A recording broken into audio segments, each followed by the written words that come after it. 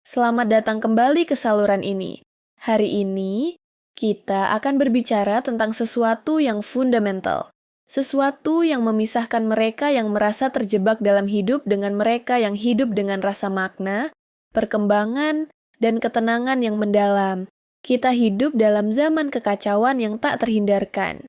Dunia ini penuh dengan ketidakpastian, tantangan karier, kerumitan hubungan, tekanan finansial, dan desakan untuk selalu terlihat bahagia di media sosial. Seringkali kita merasa terhimpit di antara kekacauan dunia luar dan kekacauan internal kita sendiri, yaitu keraguan diri, penyesalan masa lalu, dan kecemasan masa depan. Kita ingin berkembang, kita ingin menjadi lebih baik, kita ingin hidup lebih tenang. Tetapi bagaimana?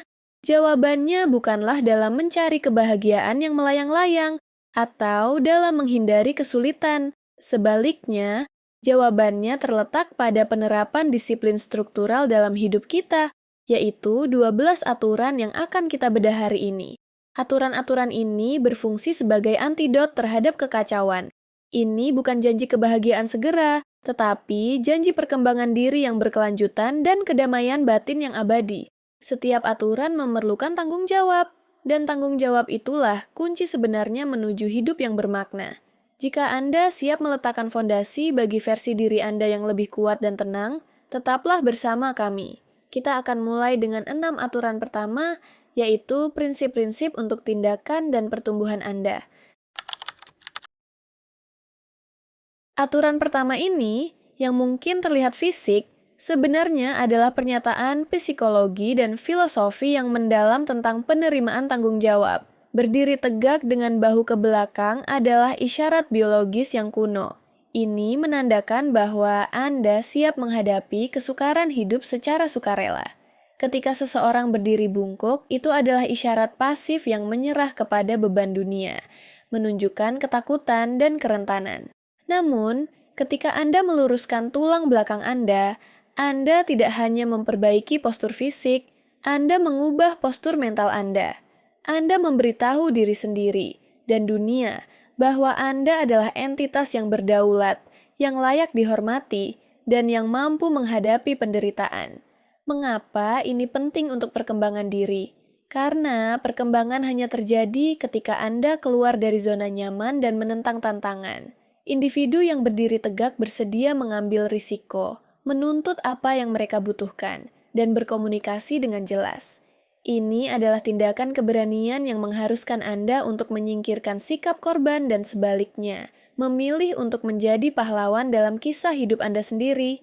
Berdirilah dengan teguh dan Anda akan mulai bertindak dengan teguh, mengundang rasa hormat dari orang lain dan, yang lebih penting, dari diri Anda sendiri. Tindakan fisik yang kecil ini membuka pintu menuju siklus umpan balik positif yang menguatkan keyakinan diri dan keberanian untuk berkembang. Salah satu jebakan emosi terbesar di era digital adalah perbandingan sosial. Layar kita dibanjiri dengan gambaran-gambaran kehidupan sempurna yang jarang sekali mencerminkan realitas, menjerat kita dalam perlombaan yang sia-sia dan tidak pernah berakhir. Mengapa perbandingan dengan orang lain merusak perkembangan diri? Karena hidup orang lain itu unik, dibangun di atas permulaan, tantangan, dan kelebihan yang berbeda-beda.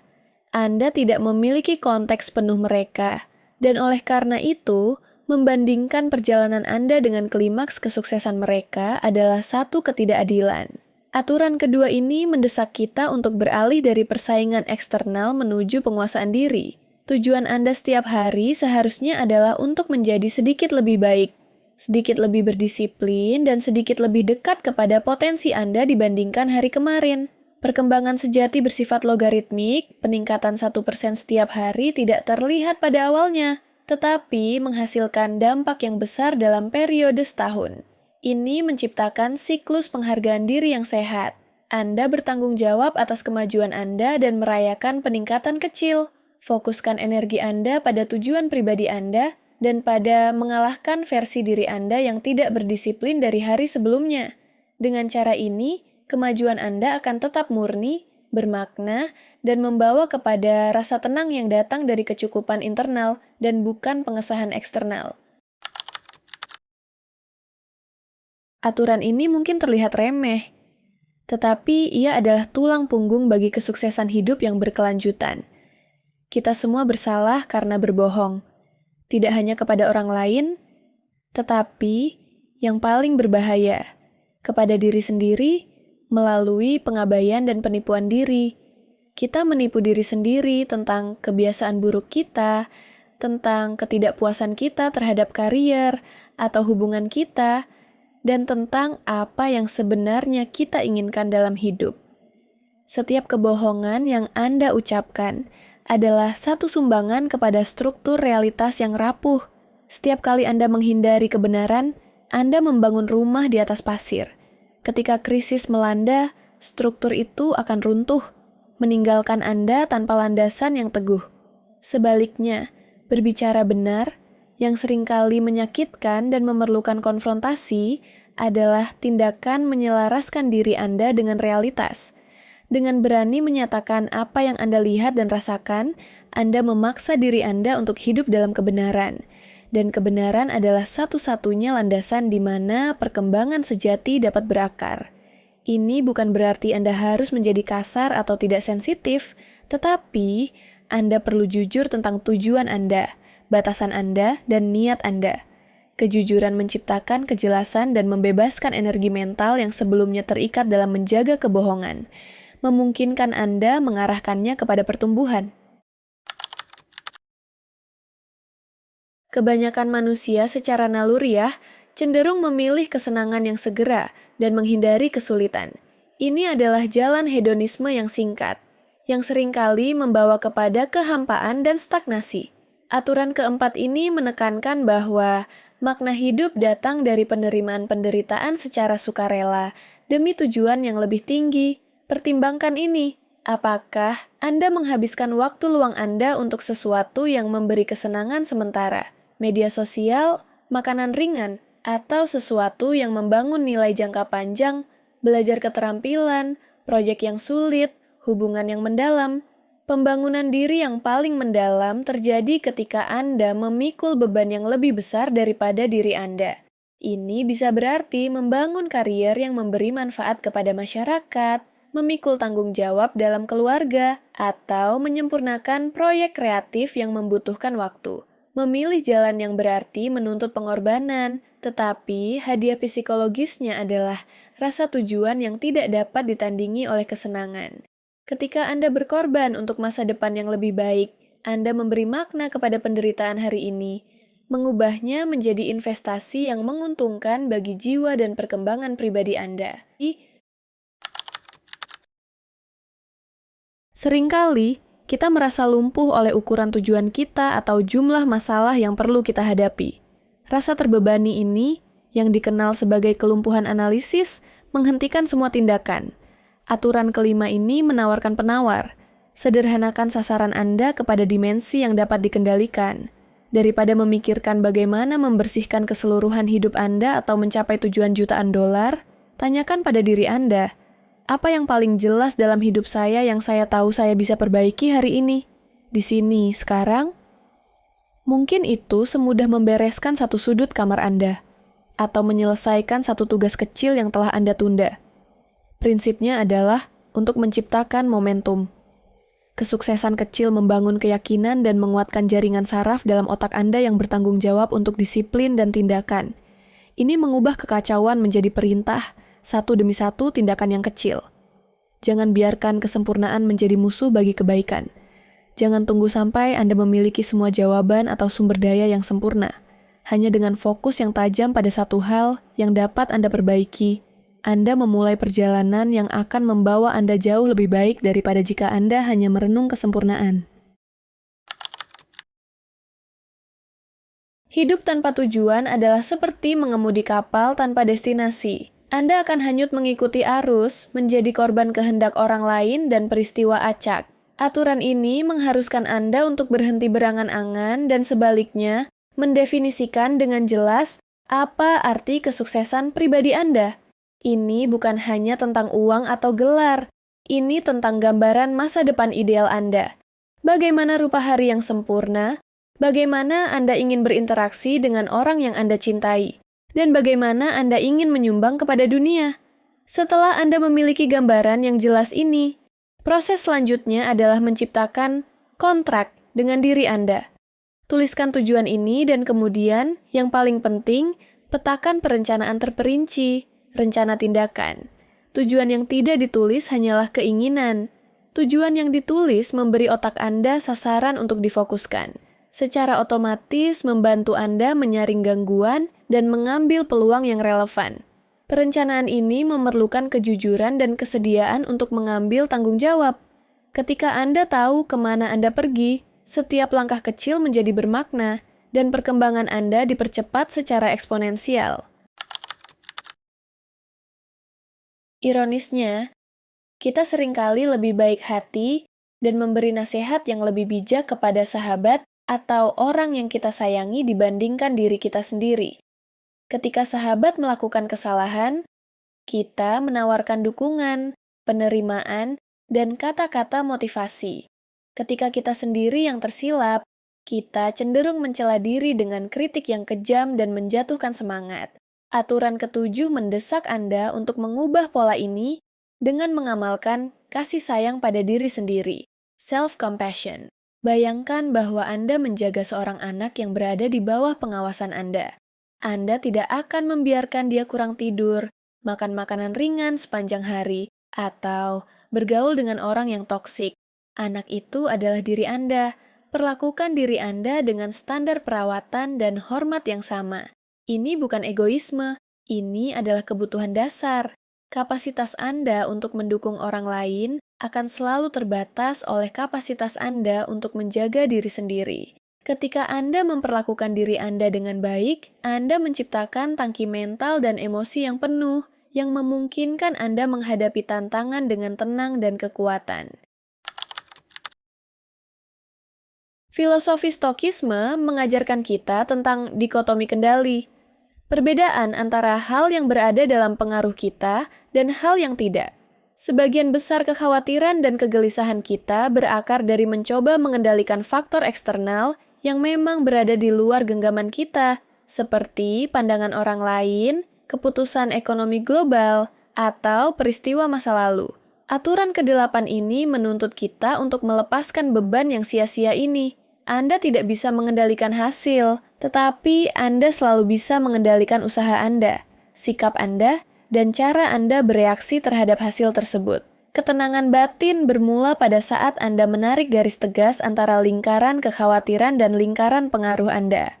Fokuskan semua energi dan perhatian Anda pada lingkaran pengaruh, usaha harian, pelajaran yang dipetik, dan niat Anda. Ketika Anda menerima bahwa kekacauan adalah bagian dari kehidupan, Anda tidak lagi terkejut atau marah ketika itu terjadi, membebaskan diri Anda dari penderitaan mental yang tidak perlu. Penerimaan ini adalah kunci untuk bergerak dari reaksi yang didorong ketakutan menuju tindakan yang didorong tujuan. Kualitas hidup Anda seringkali ditentukan oleh kualitas 5 orang yang paling banyak Anda luangkan waktu bersama. Aturan ini adalah pengingat tegas. Anda menjadi rata-rata dari pengaruh sosial Anda. Jika Anda mengelilingi diri Anda dengan individu yang sinis, tidak berdisiplin, dan cenderung menyalahkan orang lain, mereka akan menyeret Anda ke bawah. Sebaliknya, jika Anda memilih untuk bergaul dengan orang yang bertanggung jawab, bersemangat, dan berkomitmen terhadap pertumbuhan, Anda akan secara alami terinspirasi dan ditantang untuk menjadi lebih baik. Memilih teman yang tepat memerlukan keberanian untuk meninggalkan hubungan yang toksik, meskipun hubungan itu sudah lama. Hubungan yang sehat adalah hubungan yang mendorong Anda untuk mencapai tujuan tertinggi Anda, bukan hubungan yang hanya membenarkan kelemahan Anda. Lingkaran sosial Anda seharusnya menjadi sistem dukungan untuk perkembangan diri Anda, dan itu adalah tanggung jawab Anda untuk memastikan ia positif dan membangun. Perkembangan mental dan ketenangan emosi tidak dapat dipisahkan dari kesehatan fisik.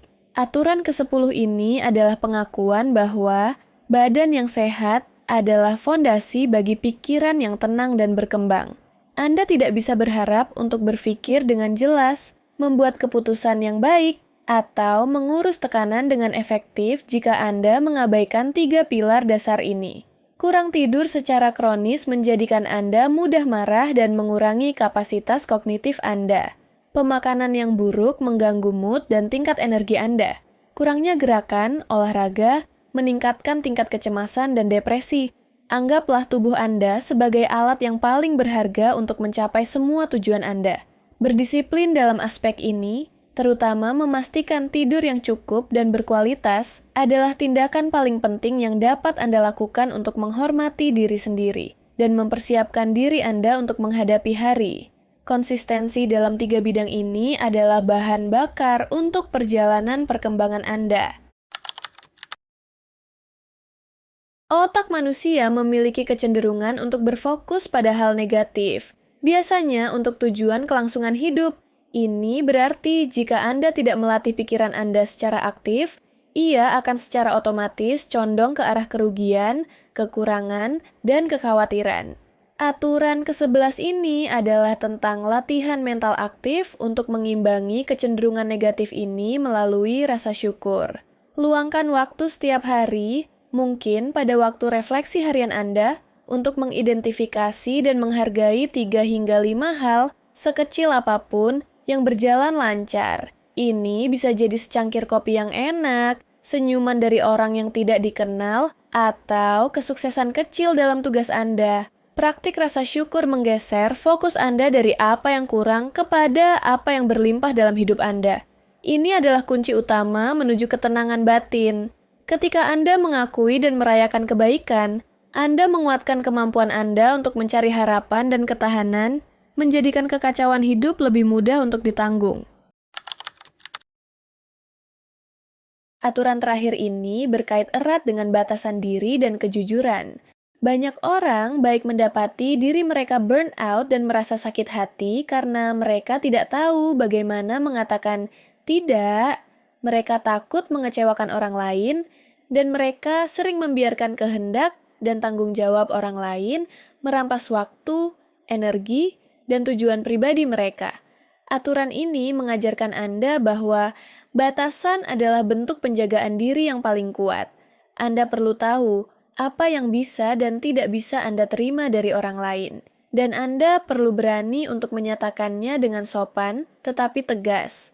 Ketika Anda menetapkan batasan, Anda mengajar orang lain bagaimana menghormati waktu dan nilai Anda.